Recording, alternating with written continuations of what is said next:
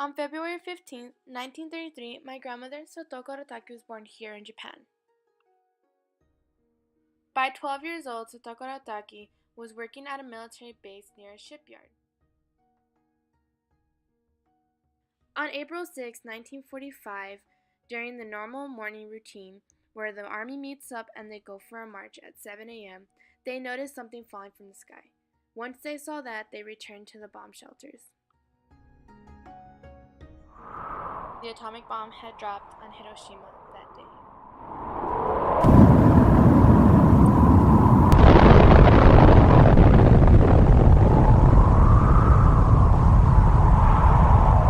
The aftermath of the atomic bomb was devastating, but that did not stop my grandmother. She continued to help in the army facilities to make sure this doesn't happen again. For 12 more years, Sotoko Arataki worked at a military facility, and one day, someone changed her life forever. I'm married to your grandpa. How did you meet him? After that, he was stationed in Japan, and one facility I was working. Sotoko Arataki then became Sotoko Vat.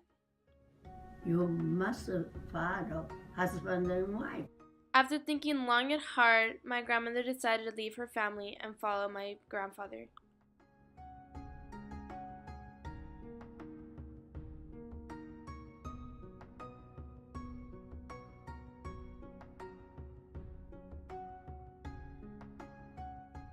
So she went from Japan all the way to Texas.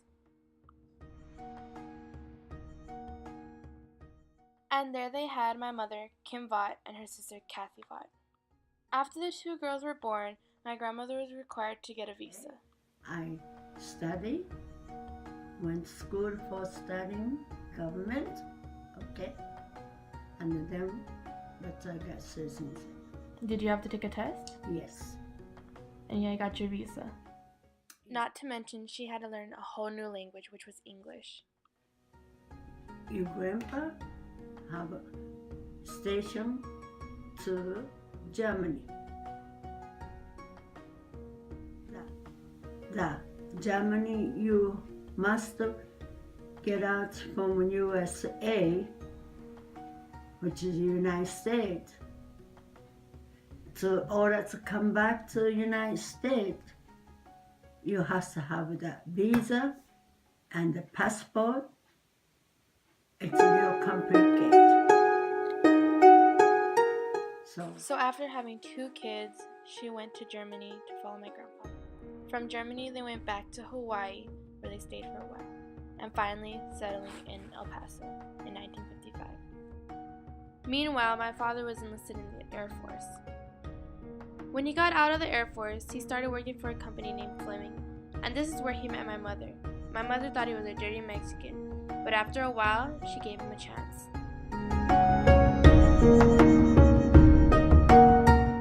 In 1996, they finally made it official. A few months later, I was born here at William Beaumont, 4th floor. I am the only child of my mom and my dad. On April 18, 2000, we lost my grandfather to an unfortunate death, leaving my grandmother here in El Paso alone. He was a World War II, Korea, and Vietnam veteran.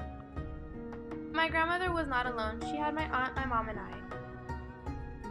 Now I am here, 19 years old, and attending the University of Texas at El Paso. I live alone with 2 dogs, paying bills, and doing what college students usually do. My mom and dad are both happily together. And my grandmother, 82 and still going strong.